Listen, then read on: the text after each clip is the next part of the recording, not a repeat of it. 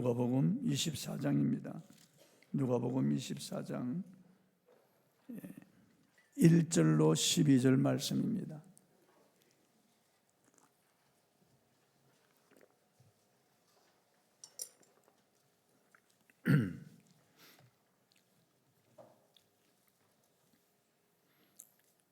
제가 봉독하겠습니다. 안식 후 첫날 새벽에 이 여자들이 그 준비한 향품을 가지고 무덤에 가서 돌이 무덤에서 굴려 옮겨진 것을 보고 들어가니 주 예수의 시체가 보이지 아니하더라. 이로 인하여 근심할 때 문득 찬란한 옷을 입은 두 사람이 곁에 섰는지라. 여자들이 두려워 얼굴을 땅에 대니 두 사람이 이르되 어찌하여 살아있는 자를 죽은 자 가운데서 찾느냐. 여기 계시지 않고 살아나셨느니라. 갈릴리에 계실 때 너희에게 어떻게 말씀하셨는지를 기억하라. 이러시기를 인자가 죄인의 손에 넘겨져 십자가에 못 박히고 제3일에 다시 살아나야 하리라 하셨느니라 한데, 그들이 예수의 말씀을 기억하고 무덤에서 돌아가 이 모든 것을 11사도와 다른 모든 이에게 알리니, 이 여자들은 막달라 마리아와 요한나와 야고보의 모친 마리아라. 또 그들과 함께한 다른 여자들도 이것을 사도들에게 알리니라. 사도들은 그들의 말이 허탄한 뜻이 들려 믿지 아니하나 베드로는 일어나 무덤에 달려가서 구부려 들여다보니 새 마포만 보이는지라. 그 된 일을 놀랍게 여기며 집으로 돌아가니라. 아멘. 그가 살아나셨다, 이런 주제로 오늘 말씀을 선포하겠습니다. 제가 목회 막 시작했을 때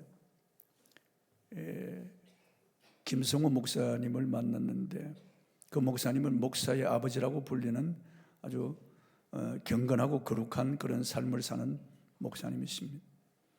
이 목사님이 충청도서 목회하실 때 심장마비로 죽었어.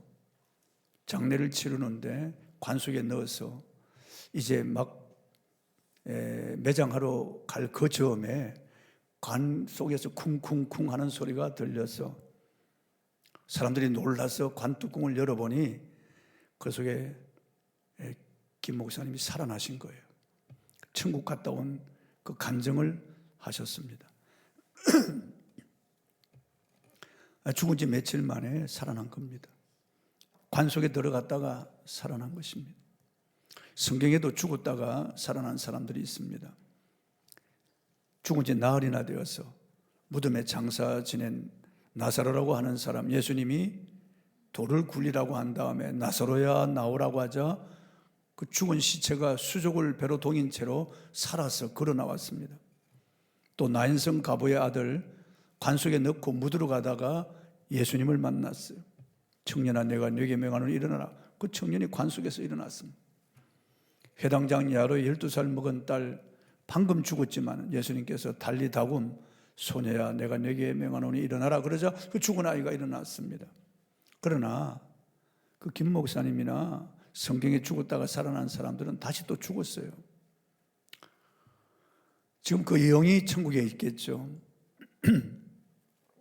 그러나 우리 예수님은 죽음을 죽이버리고 죽음에서 살아나셔서 영원히 살아계십니다. 지금도 변함없이 살아서 우리를 위하여 중보하시는 것입니다. 이집트 수도 카이로 근처에 가면 피라밋이 있습니다. 제가 그 피라밋에 가서 그 돌을 만져보고 그 위에 올라가 보기도 했는데 4,500년 전에 이집트를 통치했던 제2대 쿠프 왕의 무덤입니다. 세계 7대 불가사의 중 하나로 알려진 이 피라밋은 세계 최대의 석조 건물입니다. 이 피라미드는 30년 동안 10만 명의 노예를 동원하여 건축한 거대한 무덤입니다. 2톤 반이 되는 이 돌덩어리 230만 개, 즉 600만 톤의 돌을 146m 높이로 쌓아 올린 거대한 그런 무덤입니다. 하지만 그 안에서 발견된 것은 이집트를 호령하던 쿠프 왕의 미이라로 된 시체가 들어있는 무덤이었습니다. 관이었습니다. 세계 모든 종교의 교주들은 다 죽어서 무덤에 묻혀서 썩고 말았습니다. 모든 종교의 교주들이, 사람들이 신으로 받들어 섬기던 그들은 다 무덤에 장사 지낸 바 되었습니다. 이슬람교의 창시자 마호메트는 3개월 동안 신열로 고생하다가 632년 6월 8일 62세의 나이로 한 여인의 무릎을 베고 죽어서 그의 믿음은 지금 사우디아라비아의 메카에 있습니다. 불교의 창시자 석가모니도 80세 음식물을 잘못 먹어 설사병을 만나 설사하고 가마 위에서 죽어서 그 몸을 화장해서 그 뼈가 세계 전역에 흩어져 있습니다. 히랍의 소크라테스도 BC 399년 그의 나이 70세, 배심은 501명 가운데 361명의 요구로 악법도 법이다라고 하는 말을 남기고 도약을 먹고 죽어서 아테네에 그 무덤이 있습니다. 플라톤도 80세까지 살다가 죽어 무덤에 묻혔습니다. 유교 창시자 공자도 73세에 죽어서 그 무덤이 중국 산돈성에 있습니다. 소위 세상 사람들이 성인으로 추앙하던 모든 분들 이 땅에 잠시 살다가 죽어서 무덤에 묻혀서 한 줌의 흙이 되고 말았습니다. 그러나 우리 주 예수 그리스도의 무덤은 비어 있습니다. 그분은 무덤에서 다시 살아나셨습니다. 죽음을 정복하시고 사망 권세를 철폐하시고 죽음에서 다시 살아나셨습니다. 천주교 성당에 들어가 보면은 예수님이 십자가에 이렇게 달려있는 그런 모습의 고상이 있습니다. 그러나 우리 기독교는 예수님이 십자가에 달려있지 않습니다. 그분이 무덤에서 부활하셨어요.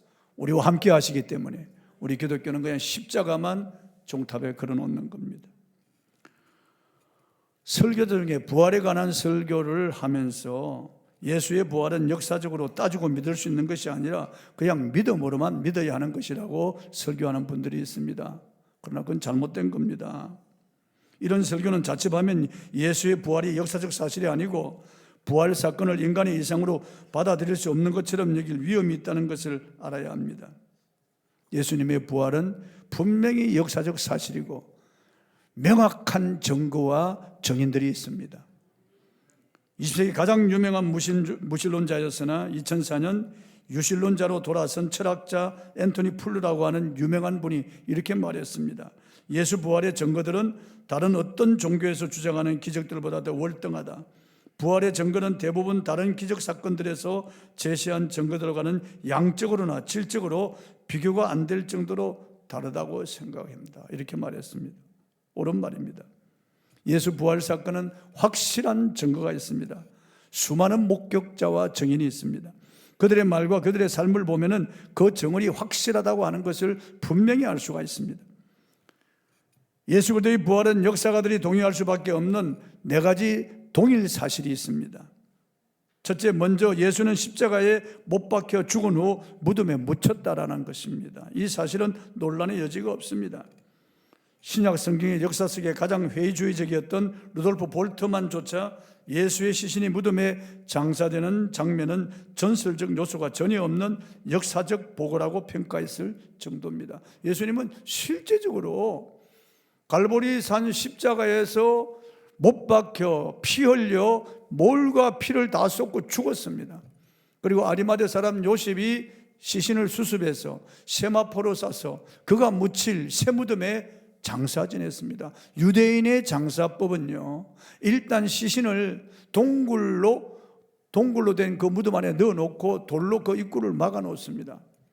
그리고 그 시신이 썩으면은요, 그 뼈를 분쇄해서 땅속에 묻는 겁니다. 그게 유대인의 시신 장사법입니다.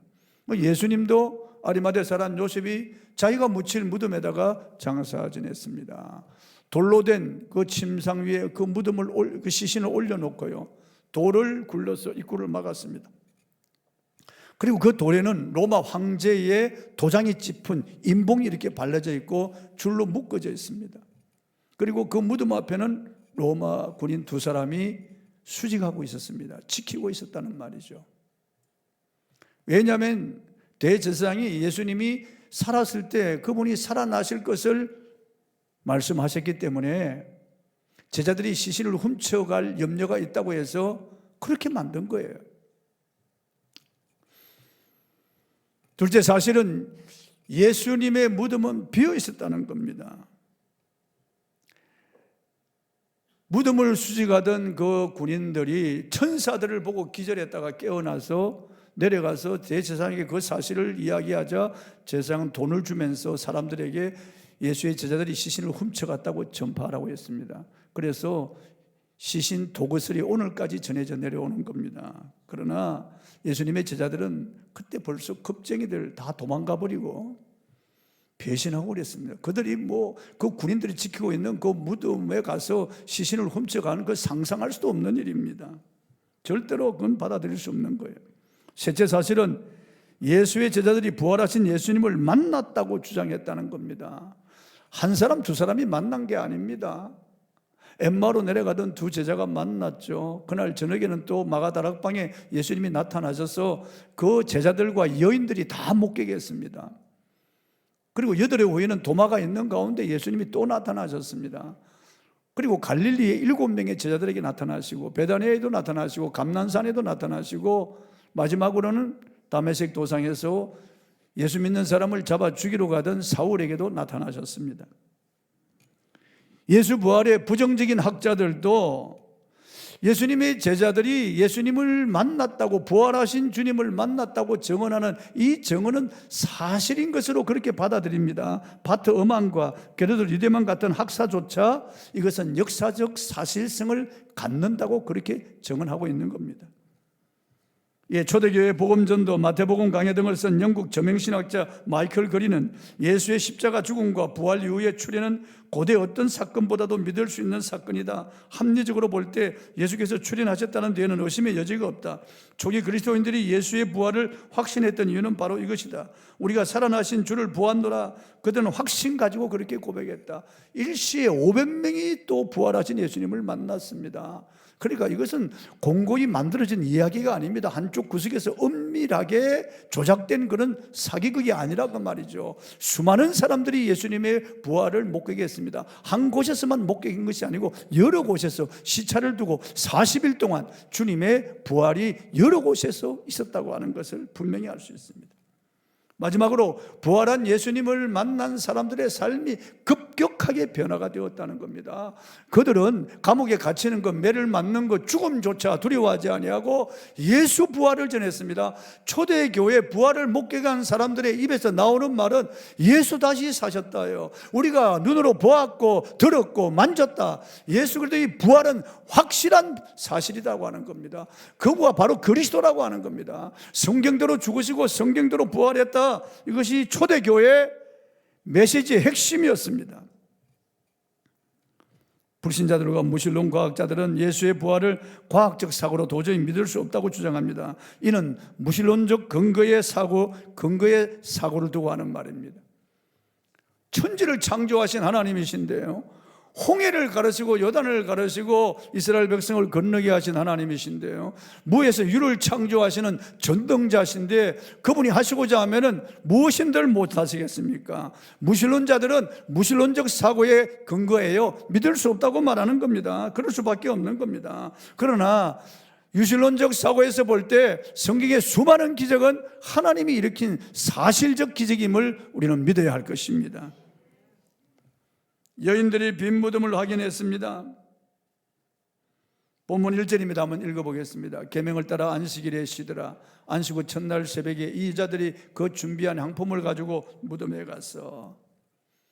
안식일에는 이 걸을 수 있는 그런 거리가 한정되어 있거든요. 그러니까 계명을 따라 안식일은 쉬는 겁니다. 갈 수가 없으니까. 그리고 안식 후 첫날, 지금 주일이죠. 이제 세상 사람들이 말하는 바는 일요일이 된 겁니다. 그때 아직 동트기 전에 날이 어두운데 여인들은 무덤을 향하여 갔습니다. 마리아와 막달라 마리아와 야고보 어머니 마리아 그리고 또 다른 마리아, 이런 여인들이 향품을 가지고 예수님의 시신의 향품을 바르기 위해서 무덤을 향하여 갔던 겁니다. 그 무덤에는 로마 군인들이 수직하고 있고, 그리고 황제 인봉이 발려져서 손을 댈 수도 없는 겁니다. 그리고 무덤에 들어갈 수는 도저히 없는 겁니다. 그걸 알면서도 여인들은 예수님을 사랑하는 그 마음, 한없는 은혜를 받았기 때문에 그 은혜를 품고 그리워하는 그 마음 가지고 그들은 이 어둡고 캄캄한 그 새벽에 무덤을 향하여 나아가는 겁니다. 가다가 도둑을 만나면 어떻게 됩니까?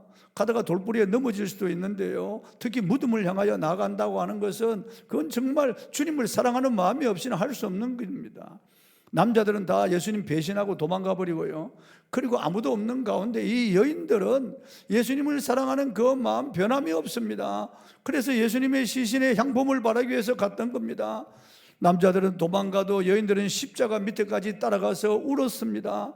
주님의 죽음을 보고 그들은 슬퍼하고 안타까워했습니다. 그리고 주님이 장사 지낸 바 되자 그들은 주님의 시신에 향품을 바르겠다고 무덤을 향하여 나아갑니다. 새벽 이슬을 맞으면서 캄캄한 길을 헤치고 어둠을 무릅쓰고 그들은 무덤을 향하여 나아갔습니다. 군병들이 무덤 문을 열어줄 리가 만무합니다. 군병들조차도 무덤을 열 수가 없는 것은 황제의 인봉이 되어 있기 때문에 그렇습니다. 그래도 오직 주님을 사랑하는 그 마음 하나만 가지고 그들은 무덤을 향하여 나아갔던 겁니다. 그래서 무덤에 도착했습니다. 본문 2절을 보겠습니다. 본문이 돌이 무덤에서 굴려 옮겨진 것을 보고, 이건 인위적인 방법으로 옮길 수가 없는 거예요. 그런데 돌이 무덤에서 굴려 옮겨진 것을 보았습니다. 다른 복음서에 보면 하늘에서 번개 같은 형상을 하고 빛나는 옷을 입은 찬란한 두 천사가 내려와서 무덤 고리에 발을 디디자 돌이 그냥 경음과 함께 굴려진 겁니다. 수직하던 군사들이 그냥 그 자리에서 기절해버리고 말았습니다. 그리고 예수님이 무덤에서 걸어 나오신 겁니다. 죽음을 정복하시고 부활하셔 나오신 겁니다. 제자들이 이 군사들이 천사들을 보고 얼마나 놀래 혼비백산하여 그들은 도망을 갔습니다. 그리고 제사장들에게 그 사실을 보고했지만은 제사장들이 입막음을 한 겁니다. 돈으로. 그리고 예수의 제자들이 와서 시체를 훔쳐갔다고 전하라고 그렇게 가르친 겁니다. 그게 오늘까지 전해지고 있습니다. 여인들은 무덤이 비어있고 무덤에 시신이 없는 것을 확인했습니다. 본문 3절입니다. 들어가니 주 예수의 시체가 보이지 아니하더라. 이미 주님은 부활하신 겁니다. 이미 주님은 부활하셔서 부활체 영광체를 가지고 이미 주님은 무덤에서 나오신 겁니다. 시체가 없어진 것을 확인하고 여인은 근심할 수밖에 없었습니다. 본문 4절입니다. 읽어보겠습니다. 이로 인하여 근심할 때 문득 찬란한 옷을 입은 두 사람이 곁에 있었는지라. 그들은 근심했습니다. 장례식장에서요, 관이 바뀌는 그런 일들이 종종 일어납니다. 관이 바뀌었어요. 그래가지고 자기 아버지 시신인 줄 알고 무덤에 갔어야 그걸 발견하고 황급히 다시 장례식장으로 돌아오는 그런 소동이 일어난 것 신문에서 보았습니다. 그런데 시체가 없어졌으니까 얼마나 놀랬겠습니까? 근심하지 않을 수가 없는 겁니다. 그래서 이 여인들은 근심한 겁니다. 그들이 주님 말씀을 기억했다면은, 시체가 없어진 것을 보니까 주님이 살아나셨구나, 그분이 말씀하셨지 않나, 갈릴리에서부터 십자가에 못 박혀 죽임당하고 제3일에 살아나야 할 것을 우리에게 말씀했지, 그 말씀하신 대로 그분이 살아나셨는가 보다, 그렇게 생각해야 될 건데 그건 까마득히 잊어버렸어요. 그러니까 시체가 없어진 것을 보고 그들은 마음에 슬픔과 근심을 가지게 된 겁니다. 우리도요, 주님 말씀을 놓치면 근심할 수밖에 없어요. 살아가는 삶 속에 일어나고 있는 여러 가지 문제들을 만나면 우리는 근심하지 않을 수가 없는 겁니다. 슬퍼할 때도 있고 근심할 때도 있고 두려워할 때가 있는 겁니다. 그러나 우리가 하나님의 말씀을 믿으면은 두려움이 사라지는 거예요. 근심이 사라지는 것입니다. 예수님께서 이렇게 말씀하셨습니다. 요한복음 14장 1절입니다. 읽어보겠습니다. 너희는 마음에 근심하지 말라. 하나님을 믿으니 또 나를 믿으라. 내 아버지 집에 거할 곳이 많도다. 하나님을 믿고 또 주님을 믿고 말이죠. 하나님을 믿고 주님을 믿고 영원한 천국을 믿으니 우리 마음에 근심할 것이 없습니다. 이 땅에 일어나는 일은 시시각각으로 변화무쌍하게 일어나는 겁니다. 때로는 슬픈 일, 때로는 기쁜 일, 괴로운 일, 즐거운 일, 깜짝 놀랄 일, 두려운 일들이 계속 일어나고 있는 거죠. 지금 우리 한국 사회가 혼란하지 않습니까? 많은 사람이 두려워하고 걱정하고 있습니다. 그러나 여러분, 두려워하지 마십시오. 염려하지 마십시오. 주님이 우리와 함께 하시는 겁니다. 두려워 말라. 내가 너와 함께 함이니라. 놀라지 말라. 나는 내 하나님이 됨이니라. 내가 너를 굳세게 하리라. 참으로 너를 도와주리라. 참으로 나의 의로운 오른손으로 너를 붙들리라. 근심하지 않을 수 없겠지만은 근심할 일이 일어나면은 기도하셔야 됩니다. 아무것도 염려하지 말고 오직 모든 일에 기도와 간구로 너희 구할 것을 감사함으로 하나님께 아뢰라. 그리하면 모든 지각에 뛰어난 하나님 평강이 그리스도 예수 안에서 너희 마음과 생각을 지키시리라. 그렇습니다. 문제가 산처럼 많이 쌓이고 근심이 내 안에 들어올 때 우린 주님 말씀을 기억해야 됩니다. 빛이 들어오면 어둠이 물러가듯이 주님 말씀이 우리 안에 자리 잡으면은 근심이 사라지고 두려움이 사라지는 겁니다. 평강이 우리에게 다시 오는 것입니다. 그러므로 여러분 어떤 일을 당하더라도 근심하지 마시고 하나님 말씀을 찾으시기 바랍니다. 성경을 우리가 그래서 읽어야 되는 거예요. 그래서 우리가 묵상해야 되는 겁니다. 주님은 여전히 나와 함께 하신다고 하는 사실을 알고 여러분 어둠을 물리치고 두려움에서 벗어나기를 바랍니다. 세상 사람들이 가장 무서워하는 죽음의 권세도 예수님께서 다 박살을 내어버리고 죽음에서 다시 살아나셔서 우리에게 산 소망을 주셨는데 무엇이 두렵겠습니까? 무엇이 두렵겠습니까?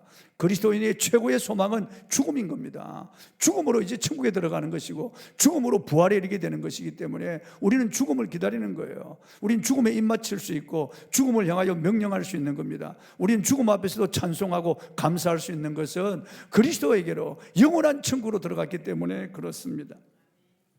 천사들이 이 여인들에게 부활을 증언했습니다. 본문 5절입니다. 읽어보겠습니다. 여자들이 두려워 얼굴을 땅에 대니 두 사람이 이르되 어찌하여 살아있는 자를 죽은 자 가운데서 찾느냐. 찬란한 옷을 입은 눈부신 천사들을 보니까 여인들이 두려워서 얼굴을 땅에 대서 바짝 엎드려버리고 말았습니다. 그때 천사가 살아있는 자를 죽은 자 가운데서 찾느냐. 어찌하여 살아있는 자를 죽은 자 가운데 예수님이 살아나셨다고 지금 증언하고 있는 겁니다. 할렐루야. 죽음의 권세를 철폐하시고 살아있는 겁니다. 많은 사람들이 죽음을 두려워하는 겁니다. 죽음 후에 어떤 일이 일어날까를 두려워하는 거죠. 여러분 성철 스님이 왜 10년 동안 잠을 자지 않고 앉아서 잠을 자며 장좌부라 그렇게 돌을 닦았겠습니까? 가사장삼 한 불을 가지고 10년을 입어서 제가 영상으로 보니까 누더기처럼 다 떨어진 걸 깊고 기워서 그걸 물에 빨아가지고 바위에 철썩철썩 치고 다시 짜가지고 걸쳐 있고 동굴 속으로 들어가는 것을 보았습니다. 그렇게 해서 아무도 만나지 않고 10년 동안을 돌을 닦고 그가 마지막 죽을 때 내 죄벌이 수미산보다 높아 내가 산채로 무간지옥에 떨어지는도다 무하고 죽었다고요. 정말 안타까운 일이 아닙니까? 그렇게 청렴하게 살고 그렇게 속세를 떠나서 돌을 닦고 그렇게 창빈하고 그렇게 고행하는 삶을 살았는데 죽을 때 무간지옥에 떨어지는 자신을 보고 그렇게 고백하고 죽었으니까요. 그래도 성철 스님은 양심이 있고 비교적 정직한 사람이라고 볼 수가 있는 것입니다. 왜 그가 그렇게 고행하고 그렇게 자기 몸을 학대하면서 돌을 닦았을까요? 그가 죽어서 해탈해서 열반해서 그가 성불하여 극락정토에 들어가기 위해서 그렇게 돌을 닦은 겁니다. 이 땅에 소망이 없기 때문에 모든 것이 무라고 하는 것을 그들은 가르치잖아요. 그래서 이 무상무념의 세계에 들어가서 그가 해탈해서 열반에 들어가려고 돌을 닦은 거 아니겠어요? 그러나 여러분 죽음 앞에 아무것도 아닌 인생은요 영원한 불못이 기다리고 있는 것을 모르는 거예요. 그러나 성철은 그걸 보고 영원한 불못이 자기의 입을 벌리고 있는 것을 보고 죽은 거예요. 저는 KBS에서 말이죠 다큐로 제작한 이 차마고도라고 하는 영상을 쭉 지켜보았습니다. 중국 서찬성의 두 젊은이가 저 티벳 라마에 가서 거기서 참배하러 가는데 6개월 동안 그 먼 길을 가는데 리아카에 그의 짐을 싣고 두 사람은 가고 한 사람은 짐을 끌고 가면서 삼보이배하는 겁니다. 3번 걷고 2번 절하는 거예요. 여기 뭐 타야 생 고무를 다 대고 얼굴에도 대고 여기다 대고 이래가지고 쫙 깨구리처럼 납작 엎드려서 절하고 일어나고 절하고 일어나고 얼마나 고통스럽고 얼마나 괴로운 그 고행의 길을 6개월 동안 5,000고지가 넘는 그 고지를 넘어서 그 얼음산 눈산을 넘어서 라마까지 가는 겁니다. 기어가다시피 그렇게 가는 거예요. 다 다르면 또다시 또 다른 타이어를 대고 이렇게 해서 가는 거예요. 그래서 보니까 이 다 굳은 살이 박혔어요. 온 몸에다. 얼마나 고행을 했으면 그럴까요? 그리고 티벳 라마 그 본산에 와가지고 10만 배 절을 하는 겁니다. 세상에 10만 배라뇨 여러분. 한 100번 절을 해보세요 여러분. 사람이 살 수 있는지. 10만 배 절을 하니까 얼마나 오랫동안 그들이 절을 하는지. 나중에 KBS 기자가 다가가서 왜 이렇게 하느냐고 물었습니다. 왜 이렇게 하느냐고. 죽은 다음에 좋은 곳에 가기 위해서 그렇게 한다는 거예요. 죽은 다음에 얼마나 불쌍하고 제가 눈물이 쏟아질 것 같아요. 불쌍한 거예요. 저런 기가 막힐 일이구나. 부활이 없고 영생이 없으니까, 천국도 없으니까 그러는 겁니다. 마귀에게 속아서 무지한 짓을 하는 겁니다. 얼마나 많은 사람들이 죽은 다음에 사후에 좋은 곳에 가기 위해서 고행하는지요. 인도에 가보십시오. 힌두 교인들 꼬챙이로 자기 살을 찌르고 여기를 찌르고 온몸을 찔러서 그 고통을 참고 고행하는 거예요. 그 뜨거운 사막에서 자기 살을 태우면서 고행하는 겁니다. 무거운 돌을 어깨에 짊어지고 살아가는 겁니다. 그리고 이 배로 기어가면서 또 고행을 하는 겁니다. 온갖 자기 몸을 학대하고 불에도 물에도 집어넣고 먹지도 않고 그냥 해골처럼 되어서 가부좌를 틀고 앉아서 그들은 돌을 닦는 겁니다. 왜 그럴까요? 죽은 다음에 좋은 곳에 가려고요. 영생 부활이 있다는 것을 알지 못하는 겁니다. 죽음을 죽이시고 부활하신 예수 그리스도, 살아계신 예수 그리스도를 알지 못하는 겁니다. 무지와 어두움 속에 살아가는 겁니다. 악한 마귀에게 속아서 그런 짓을 하고 있는 겁니다. 그러나 주님은 살아나셨습니다. 여러분, 우리 모든 사람들에게 산 소망을 주신 겁니다. 죽음이 끝이 아니라 죽음 이후에 부활이 있고 영원한 세계가 있다고 하는 것을 우리에게 분명히 보여주신 겁니다. 본문 6절입니다. 읽어보겠습니다. 여기 계시지 않고 살아나셨느니라. 갈릴리 계실 때 너희에게 어떻게 말씀하셨는지를 기억하라. 갈릴리에 계실 때 주님이 몇 번이고 말씀하셨어요. 예루살렘으로 올라오는 노상에도 말씀하셨어요. 인자가 예루살렘에 올라가 대제사장과 서기관들에게 잡혀 능욕당하고 십자가에 못 박혀 죽임당할 것이다. 그러나 제3일에 살아나야 할 것이다. 분명히 주님이 가르쳤습니다. 그런데 그 말씀을 기억하지 못하니까 슬픔과 두려움에 잠겨 있는 거예요. 그 말씀을 기억하지 못하기 때문에 빈 무덤을 바라보고 근심할 수밖에 없는 겁니다. 여러분, 우리도 어려움이 올 때, 두려움이 올 때, 슬픔이 올 때 하나님의 말씀을 기억해야 됩니다. 언제나 우리는 말씀을 기억해야 됩니다. 목이 물면 손이 올라가듯이 언제나 말씀을 기억해야 되는 거예요. 본문 7절입니다. 읽어보겠습니다. 이르시기를 인자가 죄인의 손에 넘겨져 십자가에 못 박히고 제3일에 다시 살아나야 하리라 하셨느니라 한데, 예수께서 예고하신 그 말씀을 천사가 다시 일러줍니다. 여인들은 귀가 둔하여 그걸 몰랐어요. 마음이 둔하여 그걸 깨닫지를 못했습니다. 그러나 이제 천사들이 일러주면서 그들이 그 말씀을 기억하는 거예요. 본문 8절입니다. 읽어보겠습니다. 그들이 예수의 말씀을 기억하고, 그렇습니다. 우리도 성경 말씀을 기억해야 됩니다. 기억해야 됩니다. 난 놓고 기억자를 몰라도 우리는 하나님의 말씀을 기억해야 되는 겁니다. 성경 말씀이 우리 안에 드는 확신이 오고 평안이 오고 담대함이 오는 겁니다. 반드시 기억해야 됩니다. 기억하지 못하면 두려운 겁니다. 기억하지 못하면 불안한 겁니다. 붙잡지 못하면 다 놓쳐버리고 마는 거예요. 본문 9절입니다. 읽어보겠습니다. 무덤에서 돌아가 이 모든 것을 11사도와 다른 모든 이에게 알리니, 이제 여인들은 기쁨이 충만했습니다. 주님이 살아나셨구나, 말씀하신 대로 살아나셨구나, 예수님이 부활하셨구나. 그들은 다름질하여 제자들에게 가서 이 사실을 알렸습니다. 최초의 메신저가 되었다고요. 여러분 들어보세요. 우리 이 여인들은 최초의 빈 무덤을 목격한 목격자가 되었죠. 그리고 막달라 마리아는 동산에서 예수님을 만납니다. 부활하신 예수님을요. 최초의 부활의 목격자가 되죠. 그리고 최초의 부활의 메신저가 됩니다. 이들은요, 여인들이, 주님을 사랑하던 여인들이, 그 사랑하는 마음을 품었던 그 여인들이 최초의 빈 무덤을 목격하고 최초의 부활하신 예수님을 목격하고 최초의 부활의 메신저가 되었다는 겁니다. 확신이 없던 제자들에게 마리아가 증언했습니다. 오늘도 부활을 믿지 못하는 사람들이 얼마나 많은지 알 수 없습니다. 거짓말이 난무하고요, 보이스피싱 사기꾼들이 난무하기 때문에 이 들어와도 클릭도 못하는 거예요. 무서워서. 이 클릭하면 그냥 다 정보가 새나가고 통장이 다 비게 되니까 무서워서 못하는 거예요. 낯선 번호가 오더라도 전화를 못 걸어요. 010이라도 걸면 안 돼요. 보이스피싱일 가능성이 너무나 많기 때문에 경찰청, 법무청 어디 왔다 그래도 절대로 받으면 안 돼요. 그게 클릭하면 안 돼요. 분명히 아셔야 돼요. 이런 너무나 이 사기성 거짓말이 난무하는 세상이기 때문에 이 보이스피싱, 이 사기꾼들이 많고 이 무고하는 사람들이 많기 때문에 오늘날도 믿지 못하잖아요. 믿지 못하잖아요.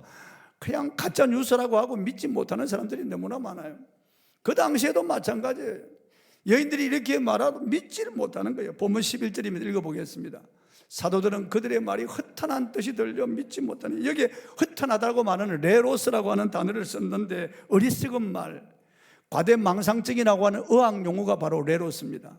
이 여인들이 과대망상증에 걸렸다고 그렇게 본 거예요. 예수님을 오매불망 그리워하다가 이 여인들이 지금 흙것을 보았다고 그렇게 생각하는 거예요. 천사를 만났다, 천사의 말을 들었다, 그리고 마리아는 동산에서 예수님을 만났다, 그리고 이 사실을 전하지만 허탄한 뜻이 레로스, 과대망상증, 허망하게 그렇게 들리는 거예요. 예수님을 그리워하다가 이 제정신이 아니라고 말이에요. 이 여인들이 다 그렇게 생각한 겁니다. 믿지는 못하는 겁니다. 참 안타까운 일입니다. 그중에 베드로와 요한이 그래도 여인들의 말을 듣고 달려가 봅니다. 베드로가 무덤 안에 들어가 굽부려서 보니까 무덤이 비어 있는 거예요. 예수님의 시신을 쌌던 그 세마포가 개켜서 놓여 있고 그 예수님 머리 쌌던 수건이 머리맡에 놓여 있는 것을 보았습니다. 부활하신 주님을 만났다고 해도, 천사들을 만나 그들의 말을 들었다고 해도 믿지 못하는 겁니다. 여러분, 나중에야 이 제자들이 부활이 사실인 것을 확인하고 이 여인들의 말을 기록했습니다. 유대 법정에서는 여인들의 증언을 증언으로 인정하지 않습니다. 여인들의 인권을 무시하는 거죠. 사람 취급을 하지 않는 겁니다. 복음서 기록자는 유대인이라는 관습을 알고 있었지만은 주님의 부활이 맹맹백백한 사실인지라 여인들의 증언을 기록하지 않을 수가 없었던 것입니다.